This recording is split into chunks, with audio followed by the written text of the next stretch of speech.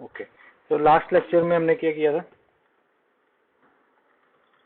वेरिए हाँ कोई बात नहीं, वेरिएबल्स करे थे इससे पहले हमने, डेटा टाइप्स किए थे। ठीक है, जावा में कोई भी प्रोग्रामिंग लैंग्वेज हो, इनका कॉन्सेप्ट आपका सेम ही रहता है। ठीक है, वेरिएबल्स का क्या मतलब था? जिसमें हम कोई भी वैल्यू ऐड कर सकते हैं। जैसे मैं सिंपल सा लिखता हूँ,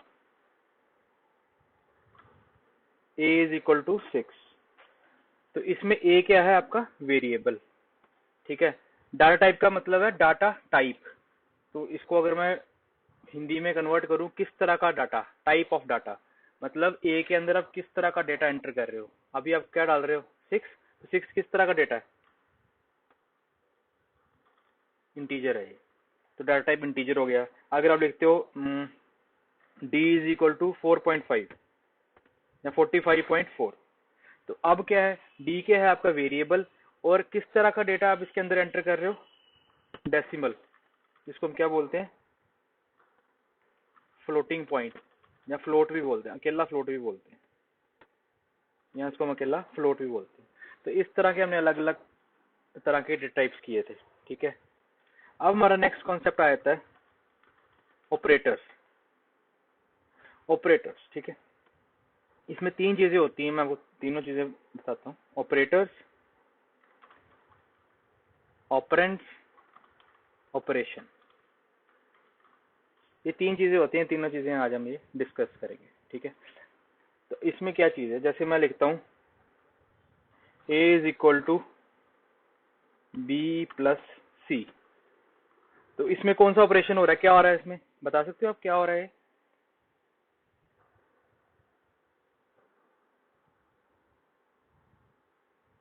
अच्छा, इसमें क्या हो रहा है? देखो, इसको हम बोलते हैं एडिशन हो रही है। क्या हो रही है? एडिशन हो रही है ना। देखो, बी प्लस सी ऐड कर रहे हैं हम दोनों को। बी और सी को ऐड करके किस में डाल रहे हैं?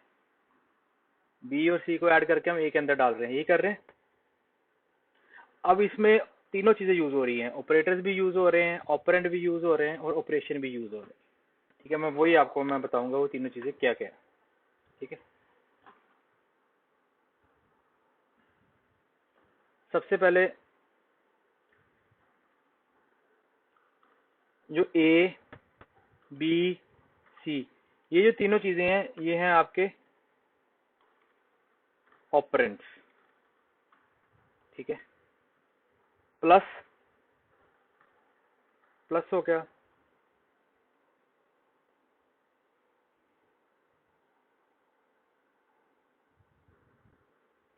प्लस हो गया, इक्वल टू हो गया, ये क्या है? आपके ऑपरेटर्स।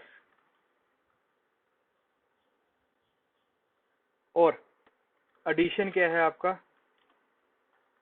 ऑपरेशन। अब इसका क्या मतलब है? A is equal to B plus C, मतलब बी प्लस सी को आप ऐड करके किस में डाल रहे हो? ए में डाल रहे हो। ठीक है, इस पूरे ऑपरेशन को क्या बोलते हैं? क्या हो रहा है? ये एडिशन। जिसके ऊपर हो रहा है उसको हम बोलेंगे ऑपरेंड्स। किसके ऊपर हो रहा है? बी और सी के ऊपर हो रहा है, और किस में ऐड किया जा रहा है? ए में। तो इसमें हम बी और सी को मेनली हम क्या बोलेंगे? ऑपरेंड्स। ठीक है, और किसकी हेल्प से हो रहा है? प्लस की हेल्प से होगा। प्लस क्या है आपका? ऑपरेटर। और इक्वल टू भी क्या है? आपका ऑपरेटर। इक्वल टू क्या कर रहा है? आपका दोनों को ऐड करके इसके बीच में एंड ए के अंदर डालने में हेल्प कर रहा है, और दोनों को ऐड करने में कौन हेल्प कर रहा है? प्लस। तो ऑपरेटर्स क्या होते हैं? आपके ऑपरेशन किन के ऊपर परफॉर्म करने, कौन सा ऑपरेशन परफॉर्म करना है वो डिसाइड करता है। किन के ऊपर परफॉर्म होगा वो क्या होते हैं? ऑपरेंड्स। और किस तरह का ऑपरेशन परफॉर्म होगा वो होता है आपका ऑपरेशन। ठीक है, किस तरह का आप इसमें काम करने जा रहे हो। जैसे मैं लिखता हूँ, ये देखो, I is equal to A minus H, कुछ भी इस तरह से मैंने लिख दिया। अब इसमें ऑपरेटर्स कौन सा ऑपरेशन कौन सा है? क्या कर रहे हैं इसमें हम? इसमें हम क्या कर रहे हैं? सब्ट्रैक्शन कर रहे हैं। ठीक है, किसके ऊपर कर रहे हैं? ए के ऊपर कर रहे हैं और एच के ऊपर कर रहे हैं, और दोनों को करने के बाद कहाँ सेव कर रहे हैं? आई में सेव कर रहे हैं। तो तीनों चीजें क्या है? ऑपरेंड्स, जिनके ऊपर काम हो रहा है, जिनके ऊपर ऑपरेशन हो रहा है। ठीक है, और कौन कर रहा है ऑपरेशन? ऑपरेटर कौन है? जो ऑपरेशन एक्चुअली में परफॉर्म कर रहा है, जिसकी हेल्प से आप कर रहे हो। वो है माइनस। ठीक है, इसी तरह से अगर हम लिखते हैं I is equal to a divide by h. Similarly अब ये ऑपरेशन कौन सा है, बता सकते हो ऑपरेशन कौन सा है?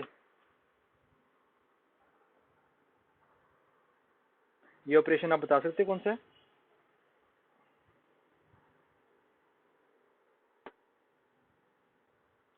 ये है आपका डिवीजन, इसको हम बोलेंगे डिवीजन, जैसे डिवाइड करते हैं। ठीक है ना, अभी किस किस के ऊपर डिवीजन हो रही है? ए और एच इसमें इन्वॉल्व, और कहाँ सेव कर रहे हो? आई में। ये तीनों चीजें क्या होगी? ऑपरेंड्स, इनको ऑपरेंड्स बोलते हैं जिनके ऊपर ऑपरेशन हम परफॉर्म कर रहे हैं। ठीक है, और कौन ऑपरेशन परफॉर्म कर रहा है उसको हम बोलेंगे ऑपरेटर। कौन सा ऑपरेटर है वो? ये वाला। ठीक है, इसी तरह से अलग अलग तरह से ऑपरेटर्स होते हैं। अभी तक मैंने जो आपको बताए हैं ये कौन से हैं? Arithmetic operators. जितने भी आपके मैथमेटिकल ऑपरेटर्स होते हैं उनको हम क्या बोलते हैं? Arithmetic operators. ठीक है, इसमें आपका सारे आ जाते हैं, जैसे प्लस हो गया, माइनस हो गया, डिवाइड हो गया, मल्टीप्लाई हो गया। ये सारे आपके क्या हैं? Arithmetic operators. जितने भी आपके अर्थमेटिक मैथमेटिकल ऑपरेशन जो भी आपने परफॉर्म करने हैं वो आप अर्थमेटिक ऑपरेटर्स के हेल्प से कर सकते हो। ठीक है, और भी काफी सारे ऑपरेटर्स होते हैं, जैसे इसमें ये वाला भी आता है मॉड्यूलस। ठीक है, ये भी आपका क्या है? Arithmetic operator. ठीक है, नेक्स्ट आ जाते हैं आपके कौन से ऑपरेटर्स आते हैं? अगर मैं यहाँ पे लिखता हूँ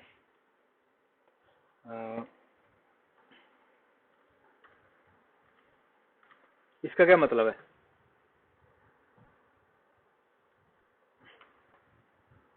अगर मैं इतना लिखता हूँ सिंपल, इसका क्या मतलब है?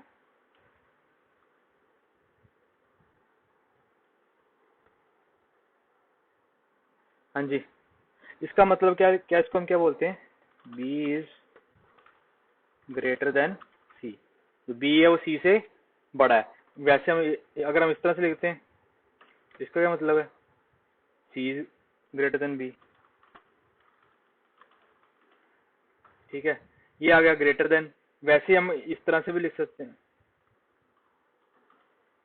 इसका क्या मतलब है? बी इज लेस देन सी। और हम इस तरह से लिखे तो सी इज लेस देन बी। ठीक है, इस तरह से और भी होते हैं ऑपरेटर्स। अब ये किस तरह के ऑपरेटर्स हैं? रिलेशनल, इसको हम क्या बोलते हैं? Relational operators. रिलेशनल का क्या मतलब है? जब हमें दो चीजों में रिलेशन बताना हो, दोनों चीजों में रिलेशन को जज करना हो या कैलकुलेट करना हो, तो हम रिलेशनल ऑपरेटर्स लगाते हैं। कैसे? लेस देन हो सकता है, ग्रेटर देन हो सकता है दो रिलेशन, और क्या क्या हो सकता है?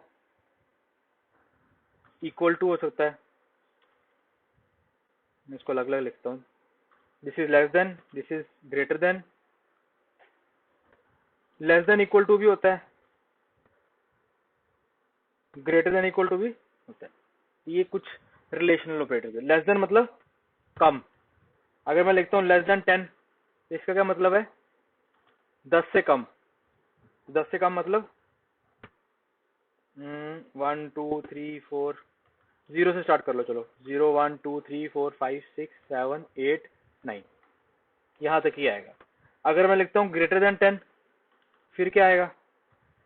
तो 10 से शुरू नहीं होगा, 11 से शुरू होगा। 11 12 13 14 15, इस तरह से आप एंड तक जितना आगे जाना आप जा सकते हो।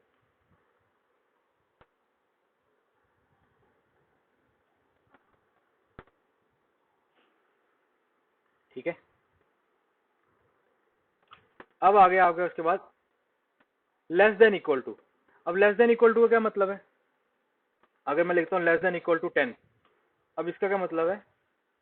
10 या 10 से कम। तो क्या आएगा? 0 1 2 3 4 5 6 7 भी आ सकता है, 8 भी आ सकता है, 9 भी आ सकता है, और 10 भी आ सकता है। 10 क्यों आएगा? क्योंकि हमने क्या बोला? Less than equal to. Equal to भी साथ में लगा गया, तो 10 या 10 से कम, इसका मतलब ये हो गया। ठीक है अब हम लिखते हैं ग्रेटर देन इक्वल टू 10। तो अब क्या होगा, नॉर्मल ग्रेटर देन कहाँ से शुरू हो रहा था आपका, 11 से, क्योंकि 10 से बड़ा चाहिए था। अब क्या बोला आपने, 10 या 10 से बड़ा, तो 10 से शुरू होगा, फिर 10, 11, 12, 13, 14, इस तरह से ये 10 से बाद शुरू होगा। तो ये हैं आपके रिलेशनल ऑपरेटर्स।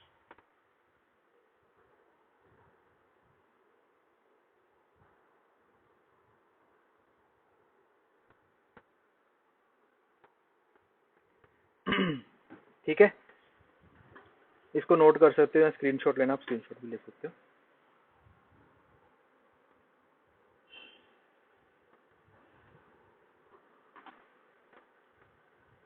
इसके बाद आ जाता है हमारा रिलेशनल ऑपरेटर्स के बाद हम कर सकते हैं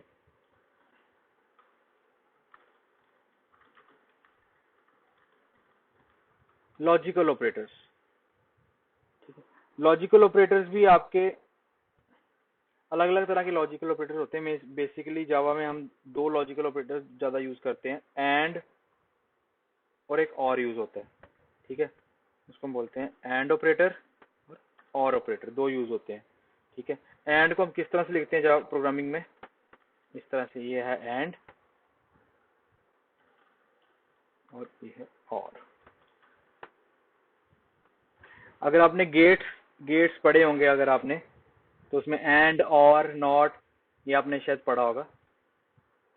तो एंड और इसमें हम दो वैल्यूज को अगर हमने कोई कॉम्बिनेशन लगा के कोई लॉजिक लगाना है तो हम इसके थ्रू लगा सकते हैं। ठीक है, इसका ट्रुथ टेबल होता है। तो ये हम आगे वाले लेक्चर्स में थोड़ा डिटेल में जब उसको प्रैक्टिकली इंप्लीमेंट करेंगे तो आपको थोड़ा इजीली और समझ में आएगा। ठीक है,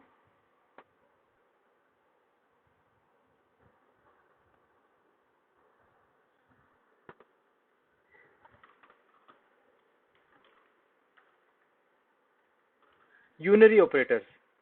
यूनरी ऑपरेटर्स का क्या मतलब है, इसमें एक ही ऑपरेंड चाहिए होता है, हमें दो ऑपरेंड्स की जरूरत ही नहीं है।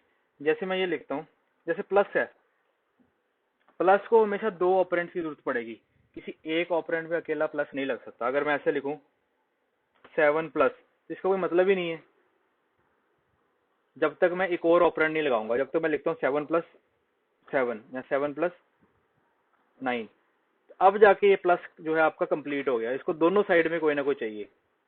This is binary operator. ये कौन सा ऑपरेटर है, बाइनरी। बाइनरी मतलब दो, इसको दो ऑपरेंड्स की जरूरत पड़ेगी तभी चलेगा।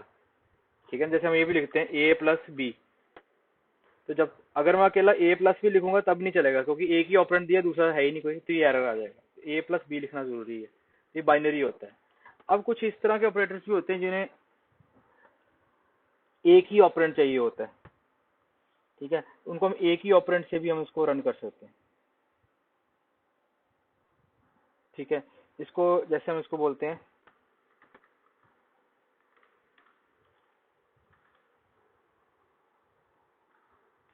अलग अलग काम के लिए यूज होते हैं। जैसे इंक्रीमेंटिंग के लिए यूज होते हैं, डिक्रीमेंटिंग के लिए यूज होते हैं। इंक्रीमेंटिंग मतलब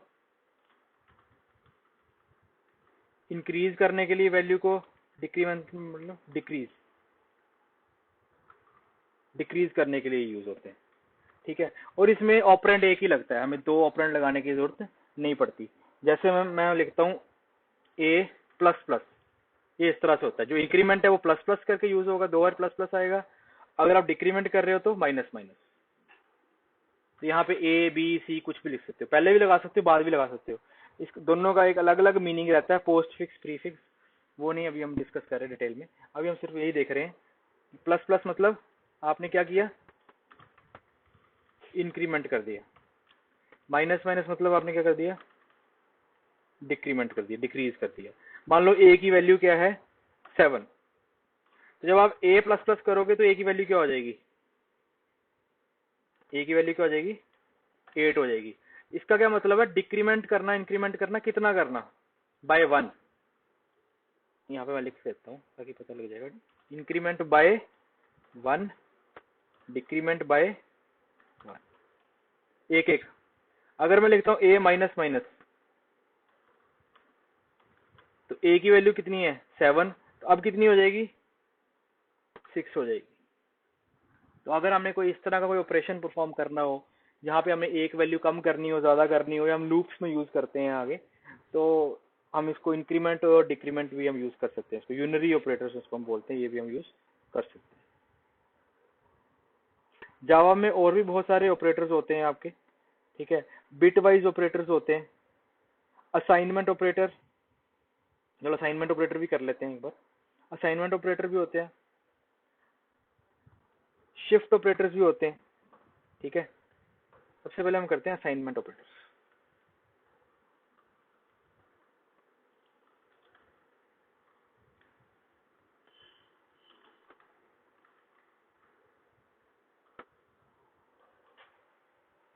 नाउ असाइनमेंट ऑपरेटर्स का क्या मतलब है, बता सकते हो असाइनमेंट का क्या मतलब है?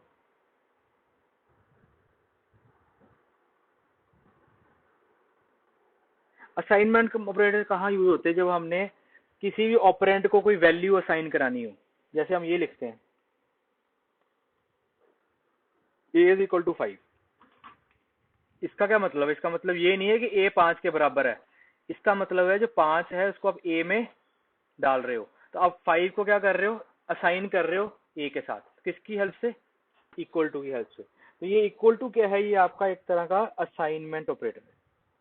तो असाइनमेंट ऑपरेटर के राइट साइड में जो वैल्यू है वो ऑटोमेटिकली लेफ्ट साइड में जो ऑपरेंड होगा उसको असाइन हो जाती है, ठीक है। जो भी आपने राइट साइड में लिखा हुआ है, जैसे 10 20 30 40 कुछ भी लिख रहे हो, वो लेफ्ट साइड में जो ऑपरेंड होगा उसको असाइन हो जाती है। इसको हम बोलते हैं असाइनमेंट ऑपरेटर।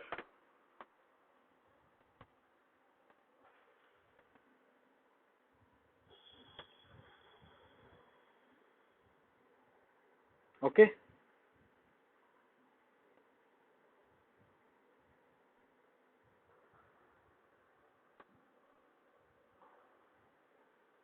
ठीक है। तो आपके ऑपरेटर्स में तो यही था। बिट वाइज ऑपरेटर्स भी हैं, ठीक है। There are bitwise operators and shift operators. तो वो जब हम एक्चुअली में जब हम इम्प्लीमेंट करेंगे अपने प्रोग्राम्स वगैरह जब करेंगे तो साथ साथ में करेंगे, अभी आपके लिए थोड़ा कंफ्यूजिंग हो जाएगा। और अभी भी जो भी आपको अगर नहीं कोई टॉपिक लग रहा पता या कॉम्प्लेक्स लग रहा है, तो हो सकता है अभी आपको कोई चीज़ें ना भी समझ में आए, उससे आपने वो नहीं करना, घबराना नहीं है कि अभी बहुत मुश्किल है।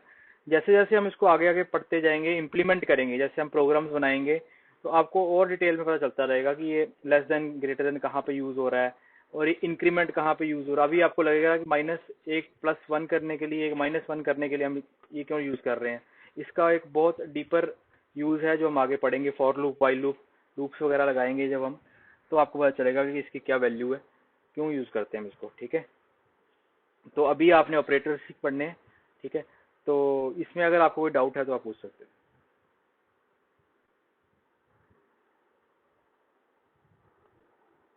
ठीक है। तो अब हम नेक्स्ट लेक्चर में फिर हम करेंगे इसमें इम्प्लीमेंट करना शुरू करेंगे जो जावा के प्रोग्राम्स हैं उसको। ओके।